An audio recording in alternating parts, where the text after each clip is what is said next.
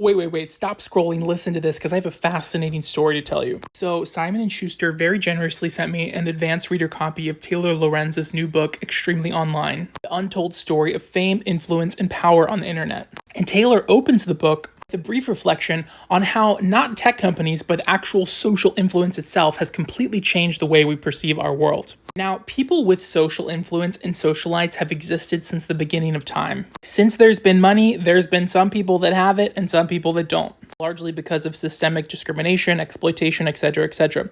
But over the past 100 years in the West, as there have been new technologies to not only track the movements, but the social styles, marriages, etc. of these super powerful people, the relationship to them and how much access we have to them has completely changed. Here's a picture of Gloria Vanderbilt, very famous socialite in the 1900s. Chances are you've heard the Vanderbilt name associated with money, power, influence. And if you don't know her, definitely know her son, Anderson Cooper. The shift from old money aristocracy to the overcrowded media landscape we have now with sites such as Page Six that keep us abreast of every single detail of a celebrity's life. Before all that, before social media, before smartphones, there was the blog. So as legend goes, it was April 24th, 2006, when mysteriously a blog popped up called socialrank.wordpress.com. This blog, the first of its kind, was an online ranking of the top 20 socialites in Manhattan. It was very much like how you might imagine Gossip Girl. Suddenly, the it girls of the day, like Tinsley Mortimer, were logging on daily to see where their ranking was amongst their peers. According to Lorenz, the ranking was decided by a point system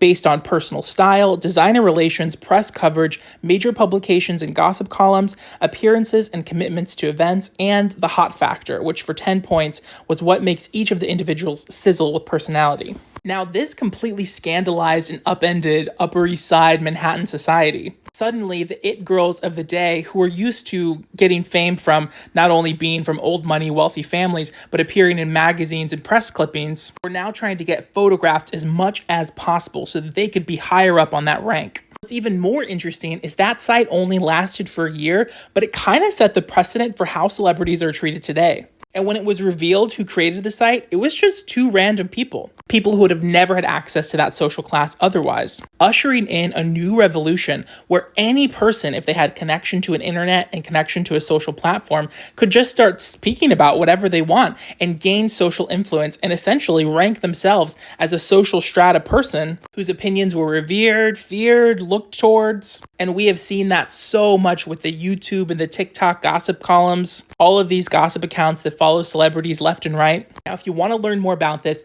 pre-order Taylor's book. It gives so many fascinating examples of how fame, influence, and power have coalesced on the internet. Also, in the meantime, while you're waiting for your book to arrive, there's a lot of interesting things online that you can read about this. Apparently, there's a documentary that you can watch about Tinsley Mortimer's life as a it girl. I'm just a few chapters in. This book is compelling, well-written, it has great pacing. It's filled with fascinating stories. Do yourself a favor and go order a copy right now. I love y'all. Peace.